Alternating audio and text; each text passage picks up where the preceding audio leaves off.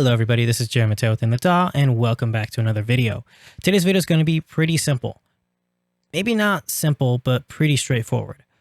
I want to test out the Neve 33609 clone or emulation that comes inside of the Universal Audio platform to the Classic comp, which comes with the Fat Channel software and can be used live in real time with your Studio Live consoles. The reason why I'm testing this out is because I own both the UAD platform stuff and I own a Studio Live console, and obviously we use Studio One.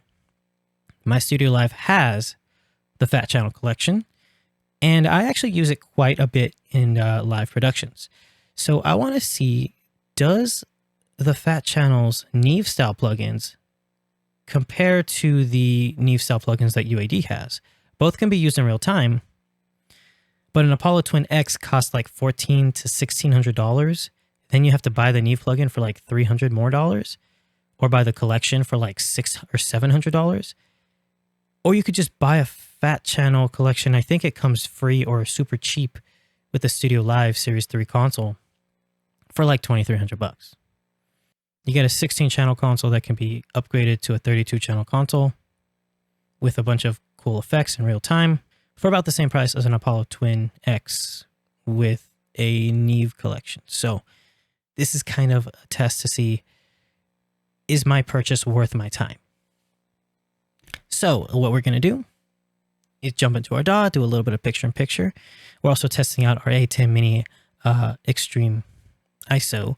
So we're going to try to utilize some of these multi-HDMI inputs and stuff and try to do like switching and stuff in real time. So as you can see on the screen, we have a picture-in-picture and we have both plugins. So let's start off by just reinitializing the default settings, right? And there you go.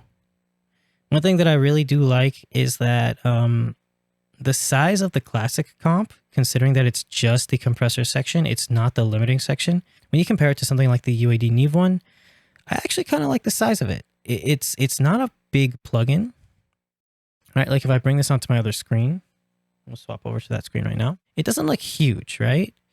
But it definitely doesn't take up a tiny amount of real estate. And this one is huge, kind of, but it's big in a weird wide angle. So just as far as looks go, I can see these knobs better, which means I can have more information. If we match the size, it's kind of cool because Fat Channel can be spread out like this, but I also kind of like this look. All right, let's go back to the other screen. Let's start off by just dialing in a tone. We'll start with the UAD Neve one because this is one that I use all the time. This is one that I have a lot of experience with, and it kind of compares to the real thing, or at least it's supposed to compare to the real thing. So we're going to get some drum sound out of this, and we're going to get something that's kind of punchy and aggressive.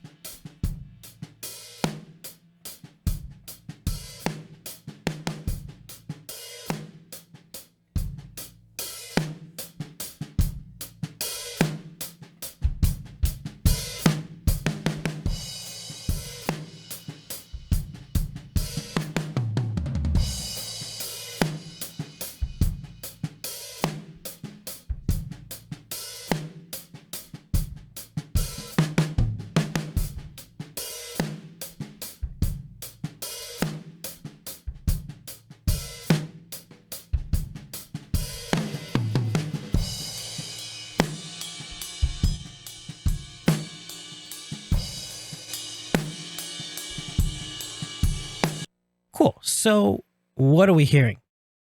And I have the UAD Neve 33609. I'm hearing a choking kind of sound where you can really hear it grabbing the transients.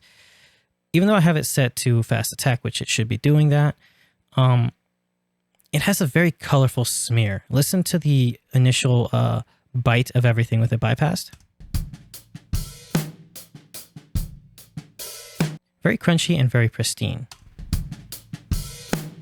With it on though, you definitely hear a lot more snare, maybe not attack, but more body.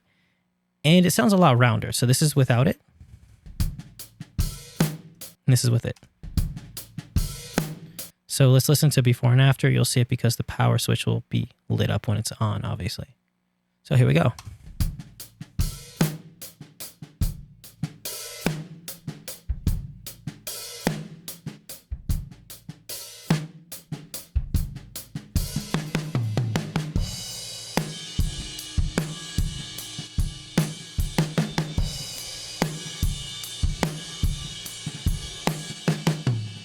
It's definitely a lot dirtier. It's definitely a lot cooler.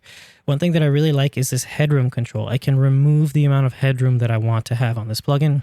As you can see though, my mix isn't very loud right now because it's just a barely raw mix. I don't think there's any processing going on anywhere. So we're not going to be getting super loud levels.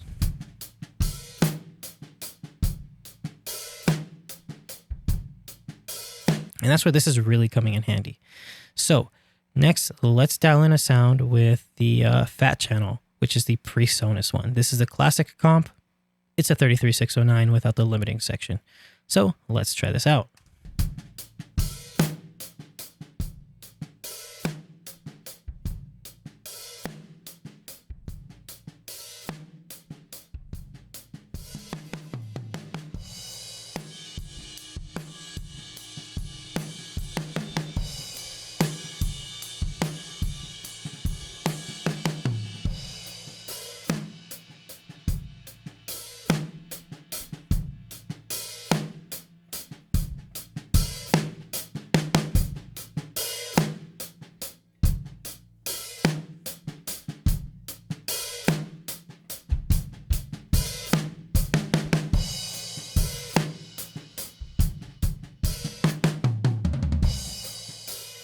Okay, cool. So we've dialed something in that's kind of similar. Let's try the Neve.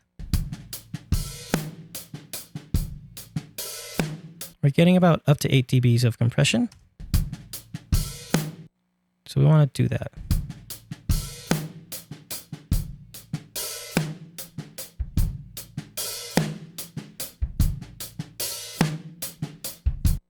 Now you're getting a much different tone out of both of them, right? The Neve from the UAD platform definitely rolls off the top end and kind of gives it this like dull mid-range bump.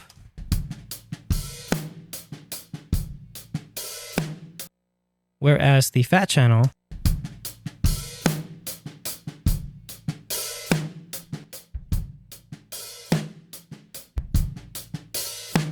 notice that the Fat Channel kind of adds a little bit of top end, but also adds a little bit of mid-range bump.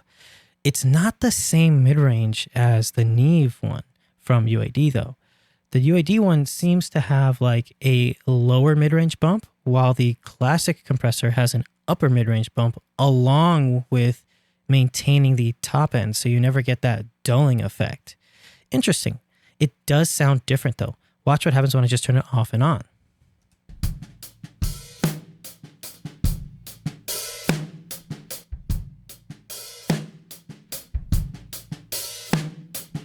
It's still squeezing, but it's not taming the top end. It definitely adds some character, and I really like what it does to the snare. So check out the snare. With it, it makes it sound a lot more aggressive. Let's see if we can do a little bit more gain reduction.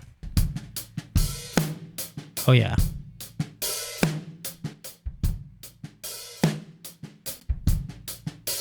It makes that snare last a lot longer and definitely have a nicer impact. I have to say that I really like the classic comp. Like, it sounds great.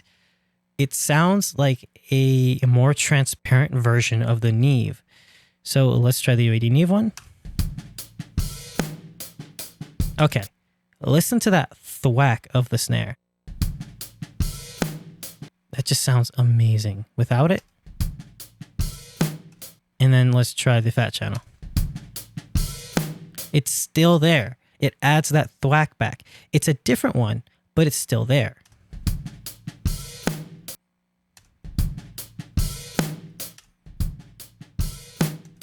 I like that.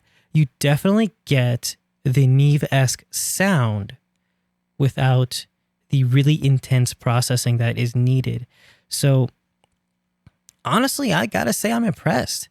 As soon as I turned it on, I definitely heard an audible difference in the tone. So it definitely did a little bit of EQing or something to it. It did a little bit of a mid-range bump, but it was an upper mid-range bump versus the lower mid-range bump that the UAD Neve does. But I love the fact that when you dial this in, and yeah, it's not dialed in the same. I noticed that the classic compressor is a lot more modern music friendly, where the Neve 33609/C is definitely more vintage friendly. You definitely have to choke the headroom and you have to mess with stuff like that. It does do a little bit of EQing, but it doesn't completely round off the top end, which is something that is actually really wanted with a lot of things, but it's something that I like to control. I don't want to have my top end completely softened up to a point where I have to boost it up like crazy. So yeah, I really dig this. It's a really easy compressor to dial in. And when you really think about it and look at everything, it was fast getting this thing to sound good. Both of them. I mean, I can't really fault either of them. And I like the sound of both of them. One of them just needs a little bit of EQing to kind of smooth things out. But at the same time, you should just be able to do that in the mix in general. So it's kind of one of those things where they both sound great. They both actually do what they're supposed to do. They sound like Neve style compressors. The only difference is that one is modeling a lot more things. It models the limiter section, it models the compressor section, it models the EQ curve, and it models saturation. So you're basically getting a lot of stuff in one, and that creates a plugin that uses up a lot of CPU. Hence why it's on the UAD platform, right? Versus the Fat Channel. It uses zero latency. It adds zero delay, zero to your signal source. It gives you the sound of a Neve style compressor. It has a little bit of an EQ curve, but because it's a digital plugin for a digital console inside of your DAW, it doesn't roll off the frequencies to the point where it starts sounding dull. Because let's be honest, in a live situation, if you start rolling off frequencies that you then have to artificially boost up, you're going to get feedback. So I can see where it's a compromise, where they basically gave you saturation, they gave you compression, and they gave you a little bit of an EQ curve, but they didn't go all out. This also means that the Fat Channel uses like no CPU. So what I want to show you now is the actual session that we have as far as the CPU performance. So I'm using 10% of my CPU, 9 to 10%. We have console 1 on pretty much all the tracks, and we have the 3 Fat Channels. One of them is on the drum bus, which is this one. And it's on. It's working. That thing is using no CPU. That is how light on resources the Fat Channel is. Obviously, the precision limiter is going to be doing the same thing. It's not really going to be adding any CPU.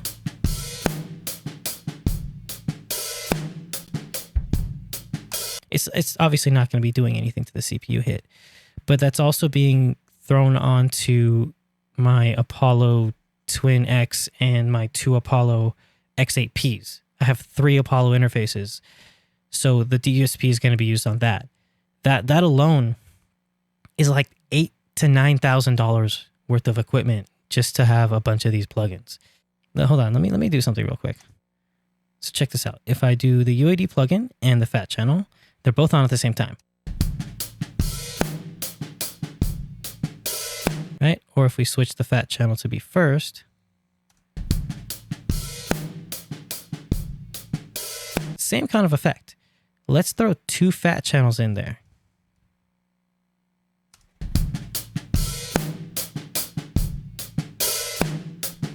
That's the same effect. That's the same effect. The only difference is, like I said, the EQ curve is different now. So that again is solidifying my idea that Presonus modeled the compression and obviously some saturation to get some of that oomph and some of that grit. But they didn't model the super exact EQ curve. They didn't model the limiter section. They just gave you the compressor of the 33609.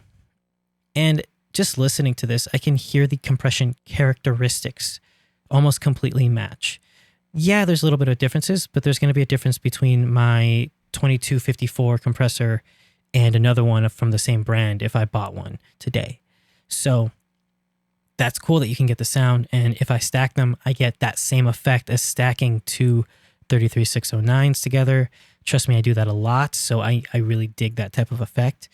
The only difference is that the EQ is slightly different. And that's the great part about having a channel strip. I can turn on the EQ, throw in a high shelf.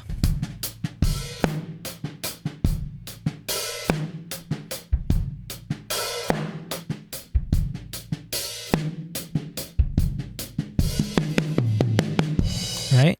So does this compare? Yes. You can definitely get similar sounds out of them. Is it exactly the same? No. In no way, shape, or form is it the same.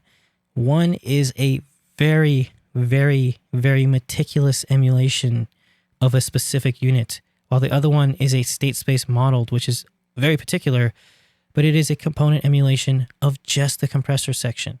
It's not modeling the crazy EQ curve you're getting. It's not modeling the limiter. And all of that is actually built into the Neve 33609 to affect the signal flow. So it's going to be doing something no matter what. This is just the little section. It's just a little compressor. And I got to be honest with you, I like it. I think it's awesome. I think it sounds great. And I think it's something that's worth checking out. Anyway, that's all the time I have for today's video. This is Jeremy with In the DAW. I will see you guys next time. Bye.